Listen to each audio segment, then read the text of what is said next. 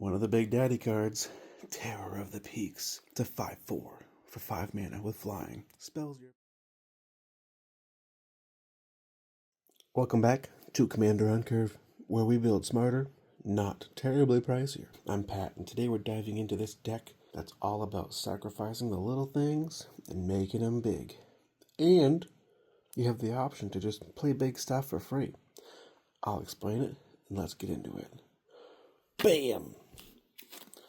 Korvold, the Fae Cursed King. He's 2, a black, a red, and a green, a 4/4 flyer. Whenever he enters the battlefield or attacks, sacrifice another permanent. Whenever you sacrifice a permanent, put a 1/1 counter on Korvold and draw a card.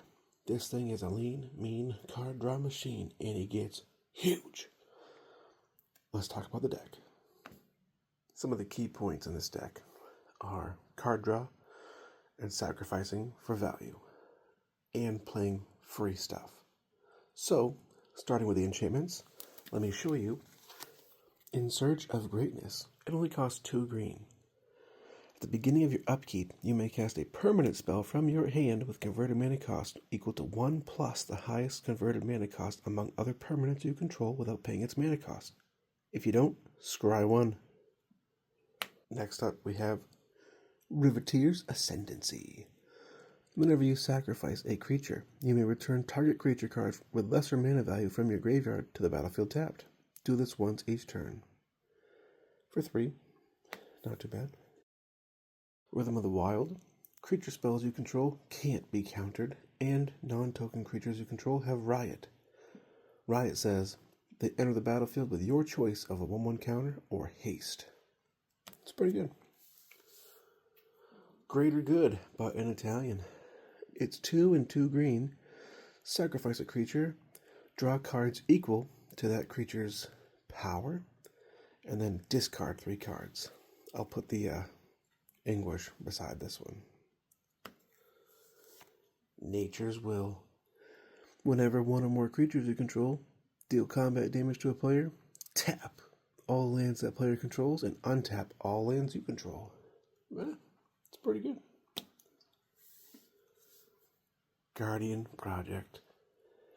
Whenever a non-token creature enters the battlefield under your control, if it doesn't have the same name as another creature you control or a creature card in your graveyard, draw a card. This is Commander. This applies to everything. Boom. Card draw. And our Big Daddy enchantment. Wha-bam. Fiery Emancipation. If a source you control will deal damage to a permanent or player, it deals triple that damage to that permanent or player instead. Incredible.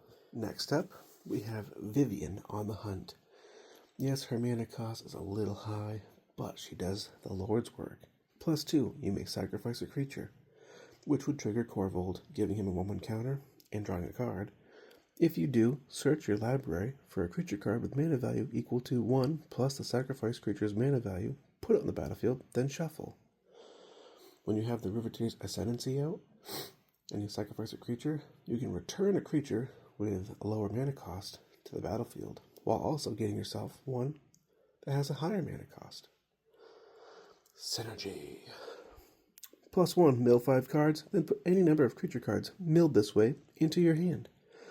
Minus 1, create a 4/4 green Rhino Warrior creature token. The Warrior creature token, we can sacrifice it with Greater Good. Draw 4 cards, discard 3. Let's put some creatures in our graveyard and bring them back for free. I'll show you how that happens. Domri Chaos Bringer. This guy gives us some free mana. Plus 1, add red or green. If this mana is spent on a creature spell, it gains Riot. Minus 3, look at the top 4 cards of your library. You may reveal up to 2 creature cards from among them and put them into your hand. Put the rest on the bottom of your library in a random order. Minus 8, you get an emblem with, at the beginning of each end step, you get a 4/4 red and green beast creature token with trample. That's pretty awesome. More things to sacrifice and gain value. Vivian Monster's Advocate. You may look at the top card of your library anytime. You may cast creature spells from the top of your library. Plus 1, create a 3/3 green beast token. You get to choose a vigilance counter, a reach counter, or a trample counter for that creature. Also, the -2, when you cast your next creature spell this turn, search your library for a creature card with lesser converted mana cost, put it onto the battlefield, then shuffle your library. You get 2 creatures for the price of 1. It's not a planeswalker, but we have a battle, Invasion of Ikoria. 2 green and X. When this enters the battlefield, search your library and or graveyard for a non-human creature card with mana value X or less. Put it on the battlefield. If you search your library this way, shuffle. And then when the battle's done, we get an 8/8 with reach. And for each non-human creature we control, you may have that creature assign its damage as though it weren't blocked, essentially making all of our stuff unblockable. Cool. Artifacts. What more could you ask for in a sacrifice deck, except for artifacts that have to do with sacrificing? Boom! The Witch's Oven. Tap it, sacrifice a creature, which triggers a lot of our stuff. Create a food token. If the sacrificed creature's toughness was 4 or greater, create 2 foods instead. Pyre of Heroes. Pay 2, tap it, sacrifice a creature. Search your library for a creature card that shares a creature type with the sacrificed creature and has converted mana cost equal to 1 plus that creature's converted mana cost. Put that card on the battlefield, then shuffle your library. Activate this only at any time you could cast a sorcery. Pretty good. And then we have the Phyrexian Altar. Sacrifice a creature. Add 1 mana of any color. Boom! Ashnod's Altar. Sacrifice a creature to add 2 colorless mana to your mana pool. Play this ability as an interrupt. That's pretty sweet. We're going to ramp with those tokens. And then the Great Henge. This is the Henge, and it's the greatest. This spell costs X less to cast, where X is the greatest power among creatures we control. Easy. This thing usually doesn't cost more than 3 mana. Tap it, add 2 green, you gain 2 life. And whenever another non-token creature enters the battlefield under your control, put a 1/1 counter on it and draw a card. This is awesome. It's worth the money. Sorceries and instants. We have Dig Up. It can tutor us a basic land, but if we pay the cleave cost, we can search for any card and put it in our hand and then shuffle for 1 mana, or 4. Green Sun's Twilight. Reveal the top X plus 1 cards of your library.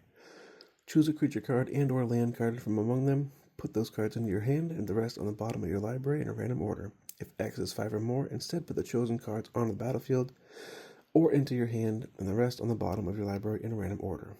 So, usually we're ramping and we can sacrifice things to make mana, so this would easily cost. We could get that X to like 5, easy peasy, and get 2 free permanents. Feed the Swarm, great, low cost, get rid of something. Destroy target creature or enchantment and opponent controls. You lose life equal to that permanent's converted mana cost. Sometimes we gotta take the hit. A Grim Tutor, I don't know if you can see that one, there we go. Cost 1 and 2 black, I'll put the original over here. This one says, search your library for a card. Put that into your hand and then shuffle. You lose 3 life. It's pretty. Little tutor. It's not the greatest, but it's good. Cultivate. Search your library for up to 2 basic land cards. Reveal them. Put 1 into your hand and 1 on the battlefield. Then shuffle. Genesis Wave. 3 and X. Reveal the top X cards of your library. You may put any number of permanent cards with converted mana cost X or less from among them onto the battlefield. Then put all cards revealed this way that weren't put into the battlefield into your graveyard. We're not paying full price for some of this stuff. We pay one big price one time and get lots of value. Storm's Wrath. In case we're fighting some tokens and people are going wide. Boom. Storm's Wrath deals 4 damage to each creature and each planeswalker. It's our stuff too, but if our stuff's in our graveyard, we'll just bring it back, so not a big deal.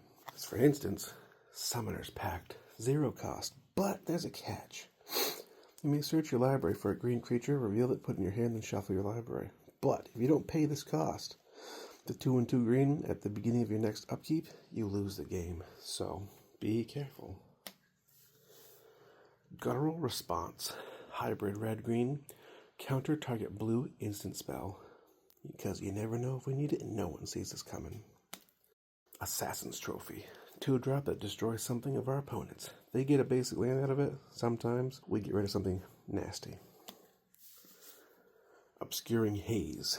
If you control a commander, you may cast a spell without paying its mana cost. We're usually going to have Korvold out, although he does die a lot. Prevent all damage that will be dealt this turn by creatures your opponents control. Not our creatures. Big Score. As an additional cost to cast a spell, discard a card. Well, let's put a big creature in our graveyard so we can bring it back for free. Draw 2 cards, create 2 treasure tokens. Amazing. On to the creatures.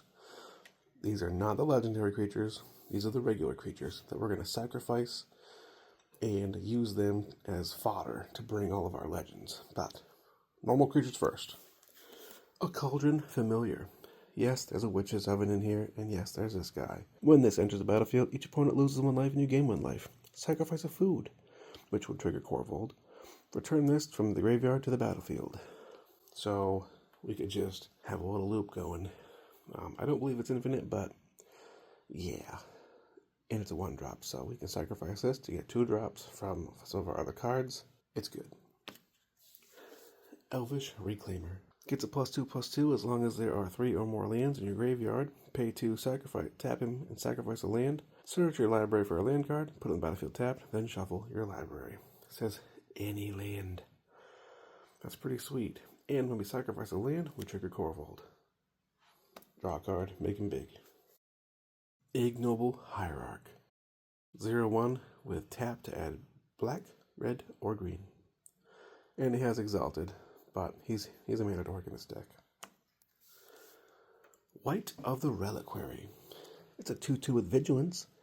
Gets a +1/+1 for each creature card in our graveyard. Tap it to sacrifice another creature. Search your library for a land. Put it on the battlefield tapped, then shuffle. We could sacrifice a token to go find a land, triggering Korvold, drawing a card, putting a 1/1 counter on him. Yeah. For 2 mana. Fiend Artisan. It gets a +1/+1 for each creature card in our graveyard. See what I mean? It's not bad to have stuff in our graveyard. The deck is very creature heavy for this purpose. Pay X in hybrid green or black. Tap it, sack another creature. Search your library for a creature card with mana value X or less. Put it on the battlefield and then shuffle. Pay into the X, sacrifice a token, and bring back something huge. Deathcap Cultivator. It taps for black or green. And with Delirium, as long as we have 4 or more card types in our graveyard, it has Death Touch. So, it's pretty good. The Gallagreators. It has Alliance. Whenever another creature enters the battlefield under your control, choose one that hasn't been chosen this turn. Put a 1/1 counter on Gallagreators, or create a tapped treasure token, or gain 2 life. Treasures are helpful. We like those. Making this big, helpful. Gaining 2 life, helpful. There's nothing bad about this. Eternal Witness. When it enters the battlefield, return target card from your graveyard to your hand. If our graveyard is full of all kinds of goodies, we can play this, bring something back to our hand, and then play that. Ramanop Excavator. You may play land cards from your graveyard. It's pretty good. It's a 2/3 and has a good ability, so we can sacrifice our lands and bring them back. Especially Terramorphic Expanse or Evolving Wilds. We can mana fix ourselves real easy, and at the same time, pumping up Korvold and drawing cards. Shifting Ceratops. It's a 4-drop that says this can't be countered, and it's a 5/4 with protection from blue. You can pay 1 green, and it gains your choice of reach, trample, or haste until end of turn. It does not specify that you cannot pay that more than once, so you can pay that 3 times and give it reach, trample, and haste until end of turn, if you want. Magus of the Order. It's a 4-drop, 3/3. Pay 1 green and sacrifice this after tapping it. Search your library for a green creature, put it on the battlefield, then shuffle your library. So we sacrifice this. Make Korvold big. Draw a card. If we have Riveteer's Ascendancy out, we get to bring something 3 or less from our graveyard back to the battlefield, and we get to have a green card from our library. Some of the legendary cards will make sense why things entering the battlefield and being sacrificed. matter. Champion of Menace. It's a 3/3. You may exert this as it attacks. When you do, put a creature card from your hand on the battlefield. When you exert something, it stays tapped for a turn. So on your next upkeep, it stays tapped. But you get to put something for free on the battlefield from your hand. So if you have one of the big 6 or 7 drops in the deck, freebie. And then when he's tapped, if he's not being useful, sacrifice him. Make Korvold big. Draw cards. Put him back in the graveyard. Bring him back with haste. Do it again. Who wants to pay full price for their creatures? Not me.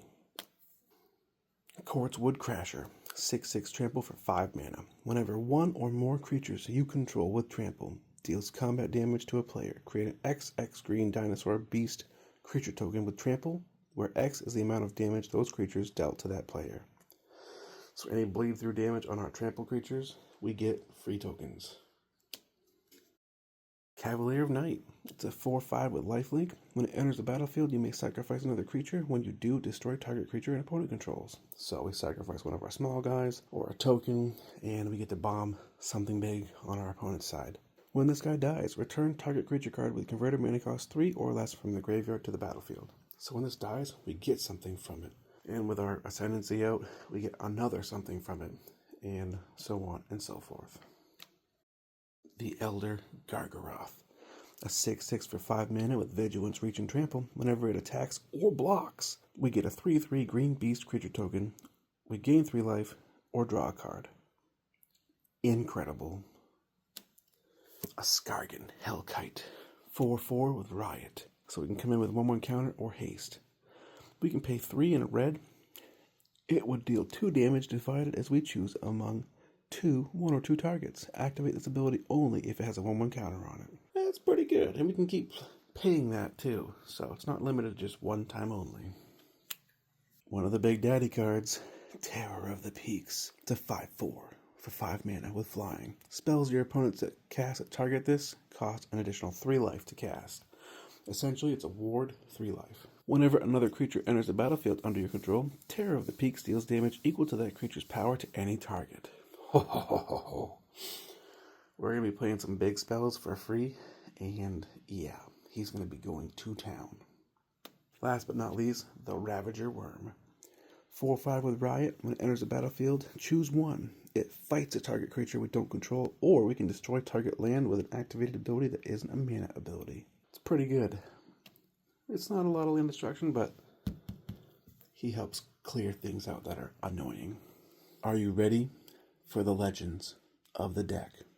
These guys are the reason we have the little dudes in there, because we're going to use them to play these guys without paying their full mana cost. I know the costs are high sometimes, but it's so worth it. Let's go into it. Starting off, we have Rada, Heart of Killed.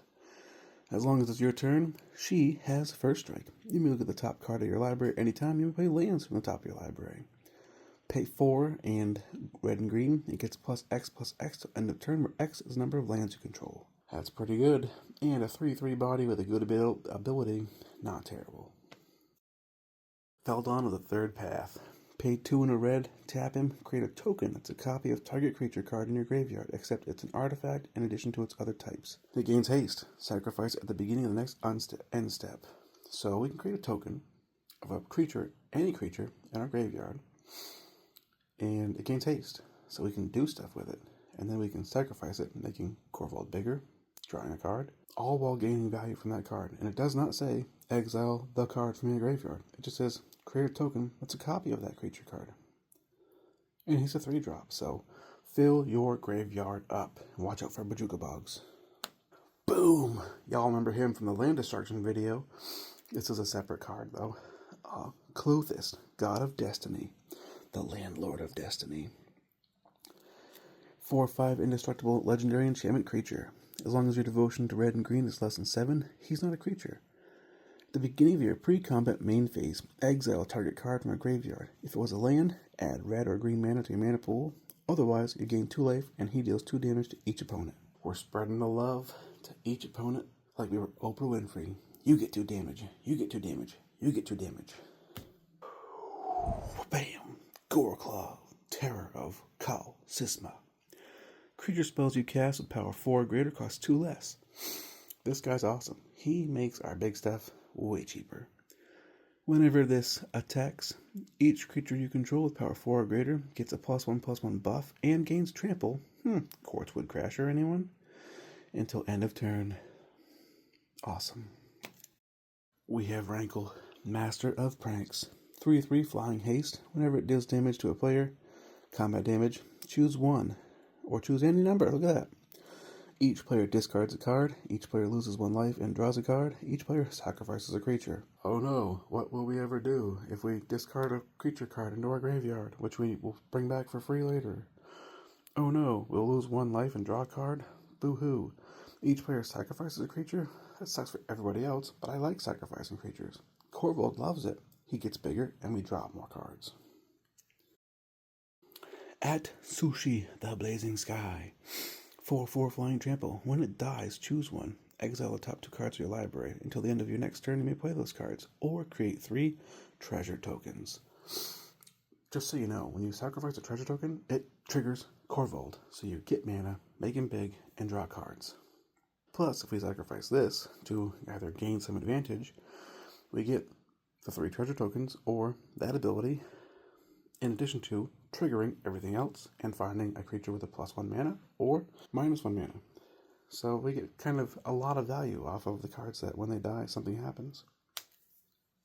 Next up is the Questing Beast. 4/4 Vigilance, Death Touch, Haste. Can't be blocked by creatures with power 2 or less. Combat damage that will be dealt by creatures you control can't be prevented. Whenever this deals combat damage to an opponent, it deals that much damage to target planeswalker that player controls. That's awesome. Vigilance, Death Touch, Haste. 4/4 body for 4 mana with a boatload of text. It's great. Doric, Nature's Warden. This card's cool. It came from the Secret Lair. It is a 3/3 with Vigilance. When it enters the battlefield, search your library for a forest card, put it on the battlefield, tapped, then shuffle. So any forest. Whenever this attacks, you may pay 1 and a green. If you do, transform her into the Owlbear Avenger. Vigilance Trample, 6/6. When this transforms into Doric Owlbear Avenger, other legendary creatures you control get +2/+2. Oh my! Endgame Trample until end of turn. At the beginning of your upkeep, transform it. Our legendaries get a +2/+2. Wow, that's amazing. Up next, we have Junji, the Midnight Sky. It's a 5/5 flying menace, and when it dies, each opponent discards 2 cards and loses 2 life. Or, put target non-dragon creature card from a graveyard onto the battlefield under your control. You lose 2 life. That can be anyone's graveyard, but our deck kind of has the stuff that synergizes. But you never know. Someone might have something better. Great card. Kura, the Boundless Sky. Flying Death Touch 4/4. When it dies, choose one. Search your library for up to 3 land cards, reveal them, put them into your hand, then shuffle. Or create an XX green spirit creature token, where X is the number of lands you control. We're going to get a lot of value for our stuff dying. And then we can bring it back and do it again. Rinse, repeat. Ilarg, the Raised Boar. 6/6 trample. When it attacks, you may put a creature card from your hand onto the battlefield, tapped and attacking. Return that creature to your hand at the beginning of the next end step. When Ilarg the Raised Boar dies or is put into exile from the battlefield, you may put it into its owner's library, 3rd from the top. So this guy keeps on coming back. We're drawing all kinds of cards. Yeah, once he comes out, he's like a bad case of herpes. He's never going away. Perforos, Bronze Blooded. 7/6 indestructible. As long as our devotion to red is less than 5, it's not a creature. Other creatures you control, though, have haste. Pay 2 in a red, you may put a red creature card or an artifact creature card from your hand onto the battlefield. Sacrifice it at the beginning of the next end step. You see what I'm seeing? Haste. Boom. And then that creature gets sacrificed. Korvold gets bigger. We draw cards, and we can bring that card back later in the game. La Madre Tierra. I don't speak Home Depot, but this is actually Xenagos, God of Revels. 6/5 indestructible. As long as your devotion to red and green is less than 7, it's not a creature. But At the beginning of combat on your turn, another target creature you control gains haste and gets +X until end of turn, where X is that creature's power. Shoo! This thing is going to pump some stuff up, especially if we have Doric out, and that thing's pumping our legends by 2. So, extra damage, plus y'all saw the Fiery Emancipation, dealing triple damage, plus our stuff getting trampled. Nuts. God Eternal Ronus. This card and Ilarg are my favorite combo because when he enters the battlefield, double the power of each other creature you control till end of turn. Those creatures gain vigilance till end of turn.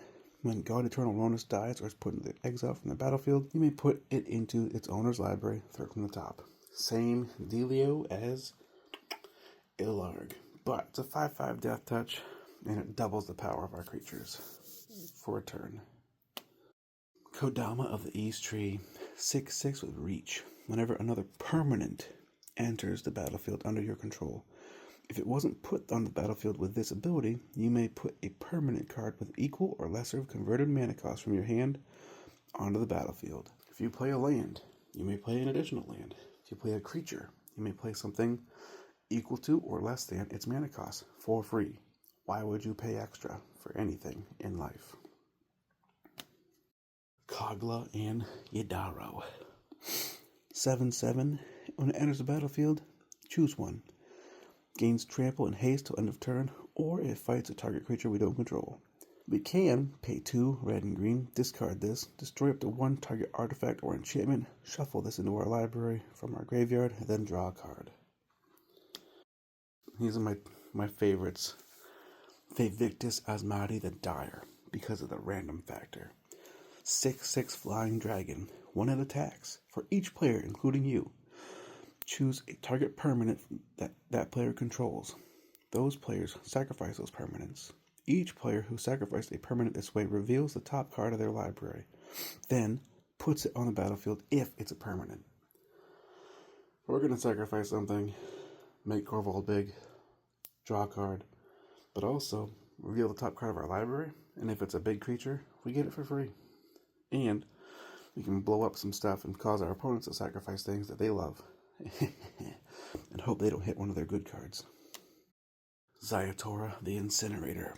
6/6 Flying. At the beginning of your end step, you may sacrifice another creature. When you do, this guy deals damage equal to that creature's power to any target, and you create 3 treasure tokens. More treasures, more fun.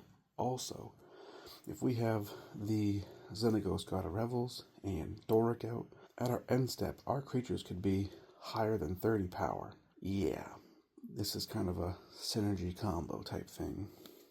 Zopendrel, Hunger Dominus. He's a 7-drop, but I've never paid full price for him. 4/6 with reach. Beginning of each combat, double the power and toughness of each creature you control to end of turn. Pay 2 green or 4 life. Sacrifice 2 other creatures. Triggering Korvold. Put an indestructible counter on Zopendrel, Hunger Dominus. Easy enough. We have plenty of fodder to make Korvold happy and make him indestructible. As you can see, there's a theme. If we're not sacrificing things to play big stuff, we're playing big stuff and making it even bigger. You're welcome. The lands. We just have a couple of basics. No big deal. I'll go through some of these special ones. Besiege You, that's a good land. It can destroy something your opponent's control, so it's pretty good. We have some of the double color stuff going on. No big deal. Also, Doric searches for a forest. That's a forest, and all 3 colors. This is also a forest. The Mosswort Bridge, we're easily going to get power 10 or greater. Hopefully our hideaway gets us something worth it. Evolving Wilds, when you sacrifice it for a land, Korvold sees it, gets bigger, you draw a card. Westvale Abbey turns into Prince Ormondal. I believe I showed you in a previous video. And it's a 9/7 big boy with indestructible. Command Beacon, because Korvold gets targeted a lot and he gets expensive, so tap this and sacrifice it. Put your commander from your hand into your hand from the command zone. Kinda good. Bajuka Bog, because I hate it, and we're going to use it against other people. and just our mana fixing. Well, that's the deck for the week. It's Korvold. Korvold likes to see things get sacrificed. When you do, he gets huge. You can just make him huge and just go to town on people. Or draw your whole deck out once you've sacrificed everything and just gain a whole lot of value. It's really a fun deck. I wouldn't say it's bracket 5 or anything, but it is really fun to play. Korvold says you should like the video. Hope you enjoyed the video. Feel free to like, comment, subscribe. Let me know some feedback. Tell me your experiences with Korvold or your ways of building the deck. And until next week, have a good one, and I'll see you then.